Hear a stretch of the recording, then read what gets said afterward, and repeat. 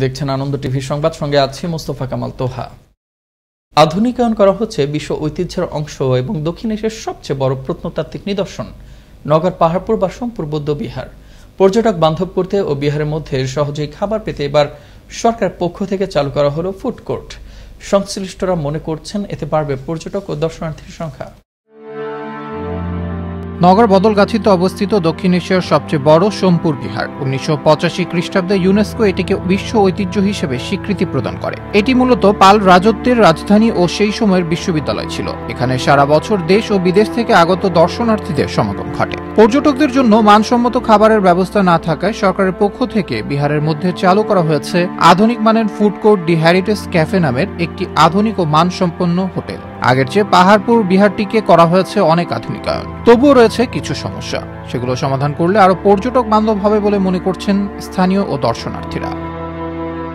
Ticket কেটে ভিতরে ঢোকার পরে আসলে কিছুক্ষণ ঘোরার পরে ক্ষুধা লাগলে সেটা আর বাইরে যাওয়া যায় না। এখন সেই জায়গা থেকে আসলে রেস্টুরেন্ট, ভিতরে একটি রেস্টুরেন্ট হয়েছে, এটা অনেক ভালো একটা বিষয়। আর আরেকটি বিষয় যে যারা অভিভাবক আসে তাদের সঙ্গে যে বাচ্চারা আসে, শিশুরা আসে, তাদের রিফ্রেশমেন্টের জন্য কিংবা সময় কাটাবার জন্য, বিনোদনের জন্য কোনো ব্যবস্থা এখানে দেখিনি।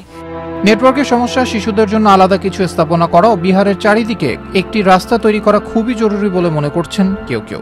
বাচ্চাদের জন্য বা মহিলাদের জন্য বিশ্রামাগার বা কোনো ভিআইপি কোনো বিশ্রামাগার করা যেতে পারে এবং ছোট বাচ্চাদের জন্য বিভিন্ন রাইডের ব্যবস্থা করা যেতে পারে। যে আমরা এখানে রেস্ট করতে পারি, এখানে বসার জায়গা আছে, আমাদের এখানে খাওয়ার জায়গা আছে, সব মিলিয়ে বলা যায় আগের পাহাড়পুর আর এখনকার পাহাড়পুরের মধ্যে অনেক তফাৎ।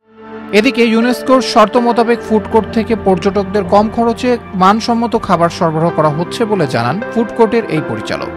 চাই যে পর্যটন বান্ধব হোক, পর্যটনকে আকৃষ্ট করার জন্য এই ক্যাফের তরফ থেকে যত ধরনের সার্ভিস প্রোভাইড করা, এই ওয়েল বিহেভিয়ার মাধ্যমে, ভালো প্রোডাক্ট, ভালো খাবারের মাধ্যমে আমরা আসলে আকৃষ্ট করতে চাই।